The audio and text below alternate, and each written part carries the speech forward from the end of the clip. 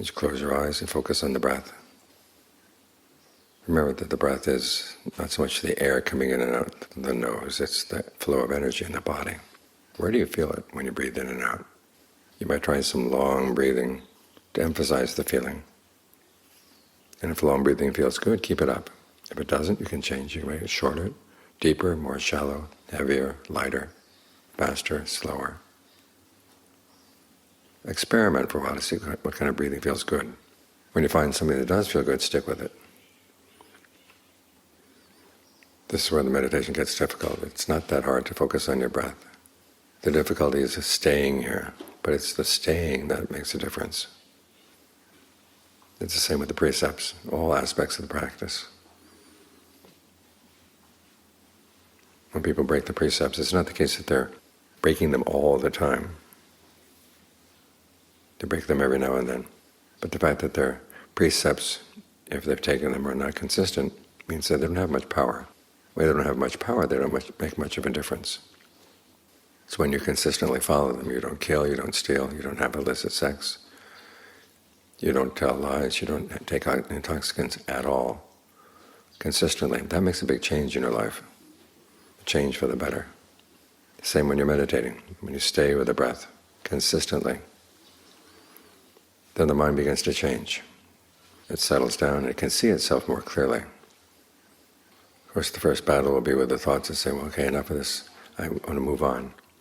But this is a skill that you have to master if you want to get some control over the mind. I was talking the other day with someone who is losing his daughter. She's in hospice right now.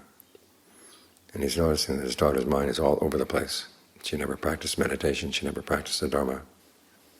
Totally out of control. When your mind is out of control like that, it can do you a lot of damage. So you've got to get some control. And the first thing is, when you tell it to stay, it stays. When you tell it to be sensitive to the breath, it tries to be sensitive to the breath consistently. And that's how you get to see it more clearly. The thoughts that come up to say, go someplace else, you can say no. And you say no again and again. After a while, they get the message. They die down. You don't have to chase them away. Just don't get involved.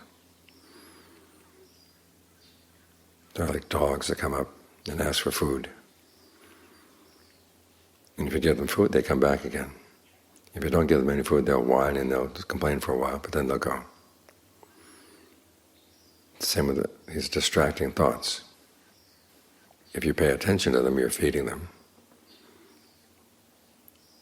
So just stay with the breath. They can be there in some other part of the mind. This is when it's good to think of the mind as being like a committee. Part of the mind may be thinking about other things, but you can stay focused on the breath, and you identify with the parts of the mind that stay focused on the breath. That continuity begins to build out. It makes changes in the mind, changes for the better. Because this is why we practice meditation, is to make a difference. And this is how the difference is made, through being consistently here, alert, mindful, ardent, and trying to do this well. That changes the balance of power inside.